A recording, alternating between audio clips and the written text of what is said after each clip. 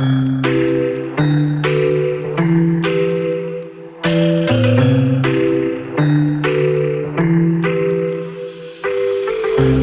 hey y'all. So I'm sitting in my car right now and I decided to pick up the camera and talk because as I was driving, I was like, in deep reflection and just thinking about a lot that's been on my mind. And I went and got some coffee, by the way. If y'all like Starbucks coffee during the fall season, go get your pumpkin spice latte. Like, it's so great. But anyway, that's not the point of my video. And so I'm just gonna pour out my heart right now because this is like a heavy burden on my heart.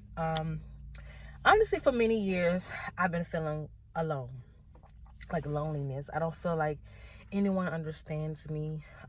People don't get me, and sometimes I could be misunderstood or misjudged by, they misjudge my character or who I am as a person.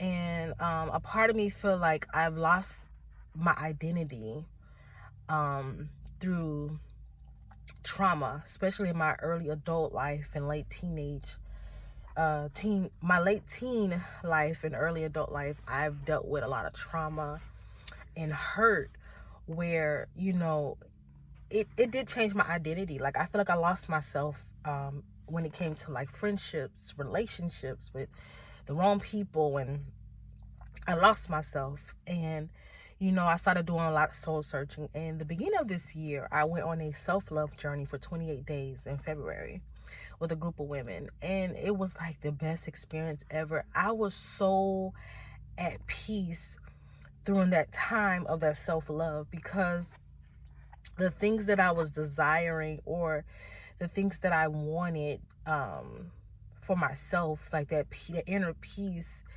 I got that, right? And I want to get back to that place. A lot has happened since, February for my self-love journey.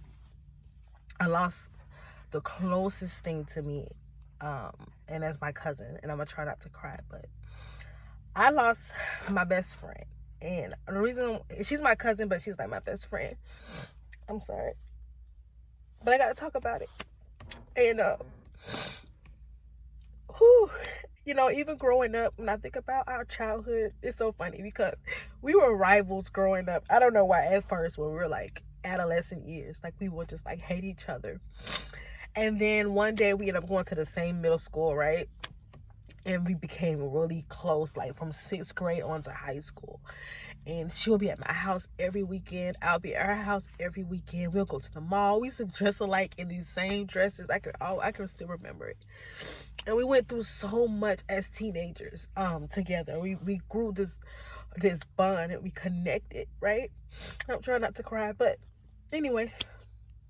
And then in high school, I never felt, and I was like a year older than her. But in high school, I never felt like I could fit in or connect with all my classmates or peers because there was always this disconnect. I remember coming in my freshman year of high school. I was still friends with my middle school friends, and we all went to the same high school, but they were like the mean girls, and I was like part of the mean girls group. And that wasn't me. I was always this sweet person, but I was hanging out with girls that fight a lot, so I was fighting. And I went to all black high school, so we were all just fighting a lot. And I knew that wasn't me. I know I wasn't a mean person, but I felt like I had to fit in with them. In order for me to fit in, I have to fight, right? And so my cousin, her name is Liza, by the way. She's gone. She died, by the way. And I'm going to tell you what happened between that time. But anyway, she wasn't at the high school yet. She came like my sophomore year. Or was it my junior year? I think she came my junior year. I'm not sure. I'm not for certain. I think it was my junior or sophomore year when she came to Jones. But anyway, I was so lonely because these girls was my group, and I had to fight in order to fit in with this group. That's just a part of that group. So then it came to a point where, I decided, I don't want to be identified as a fighter or this is my identity, because I know that was not all who I was, right? So they ended up going to like alternative schools. They all got expelled from school. I was still going to my school. I ended up going to alternative school like the second half of my school year in freshman high school, a freshman in high school. But then I ended up coming back my sophomore year on a contract, and I had to really, prove to the administration that I'm serious. I'm not gonna be doing that fighting anymore. So then I believe my cousin did come that sophomore year, but when she came, we both really are. We both don't really have a big friend or following. Like my friends became her friends became my friends, and we kind of connected and bonded that way. And she was my best friend, right? So like even in my sophomore year, she was like my person. Like we ate together. After school, we're doing whatever we want to do together. Like we go hang out after school together. We used to skip school together. Like that was my girl, my cousin, my best friend. So like, even through high school, my senior year, when I had to leave her, it was very emotional because it was like, dang, like I gotta leave you now. Like I have to graduate and leave and move on.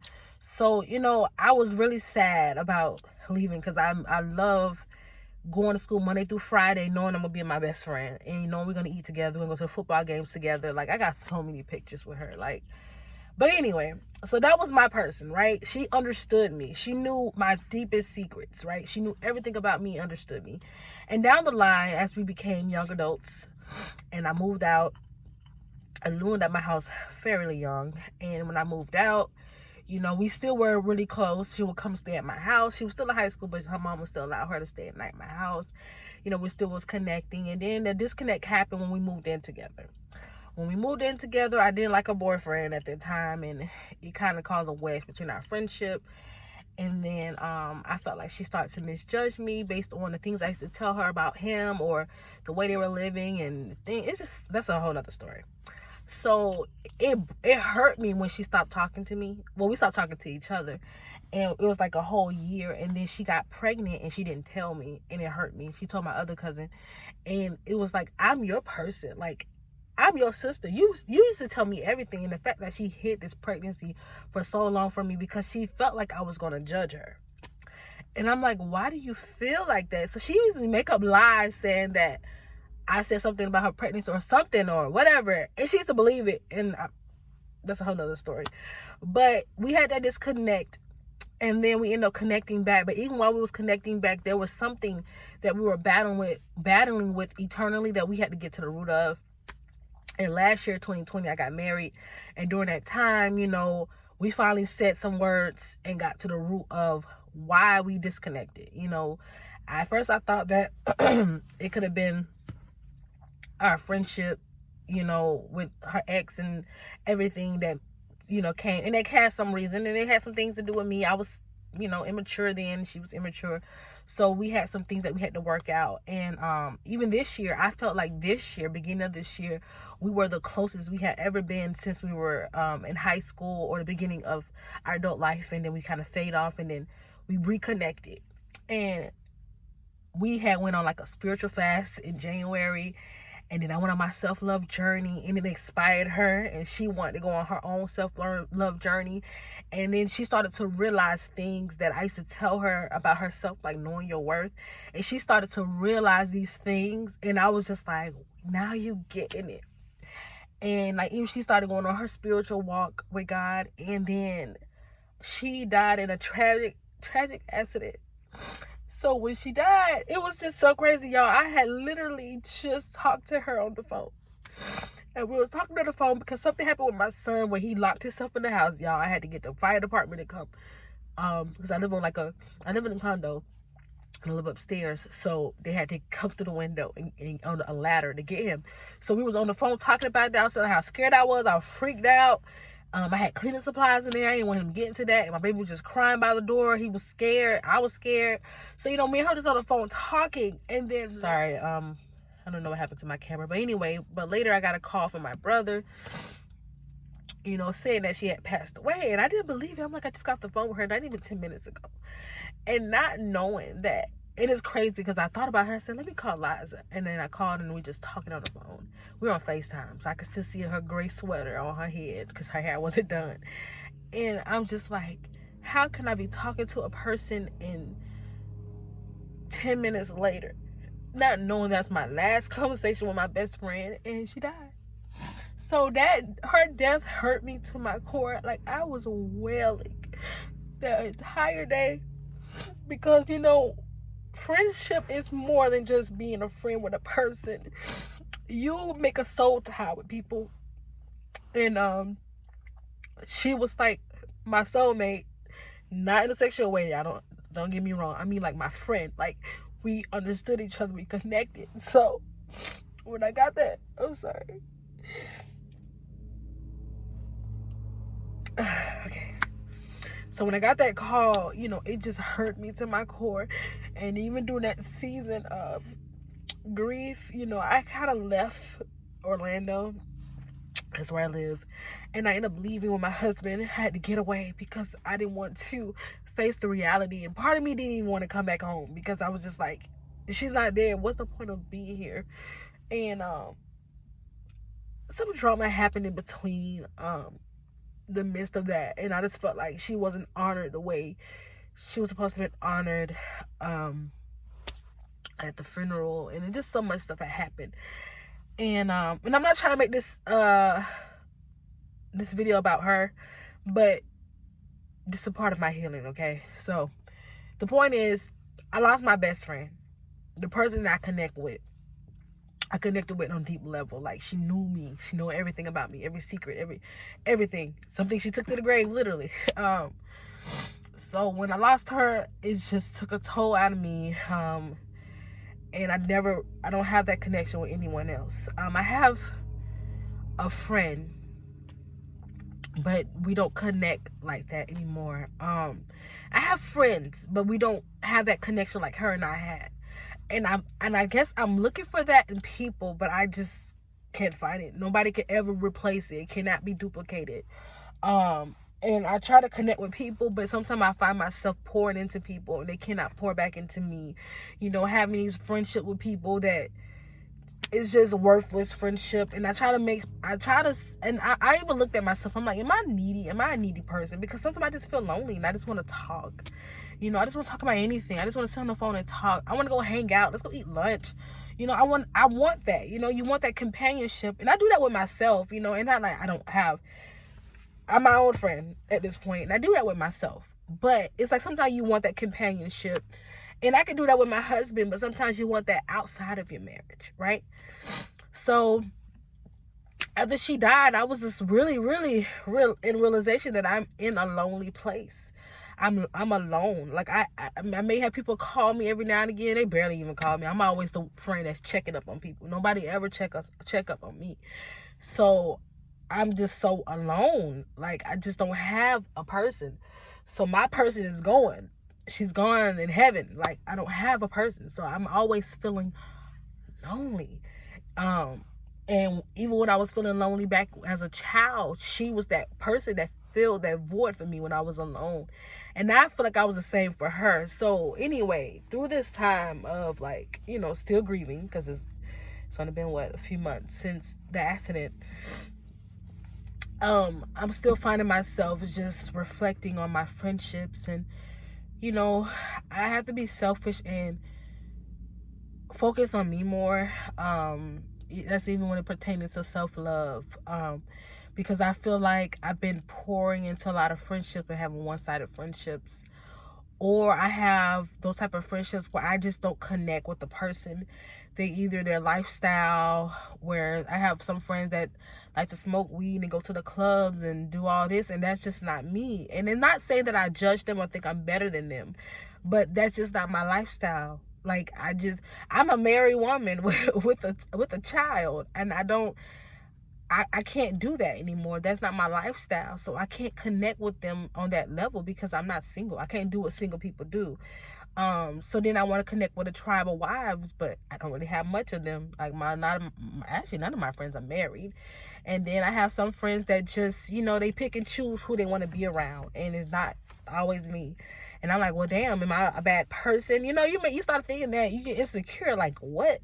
You know, and I know I'm a good friend. And when my friendships, I pour my heart into my friendships, you know, love. And I just want to, you know, see my friends do great and things like that. But I'm just not getting that same thing I put into friendships back in return. So I'm like, Lord, only you. And I know I got a friend in God, y'all, but you know, he's a spirit. I'm talking about in the flesh. I asked God to send me a person, you know, that I could bond with and that could understand me in different levels. Because the person that I had, which was my cousin, you know, they say your cousin's like your best friend. She's gone now. So I'm like, I don't have a person. So I don't have a tribe of friends. The few friends I do have, I barely connect with them. I'm the one checking up on them. I don't really have them checking up on me. So I'm like, God, you know, this is not what I want as a friendship.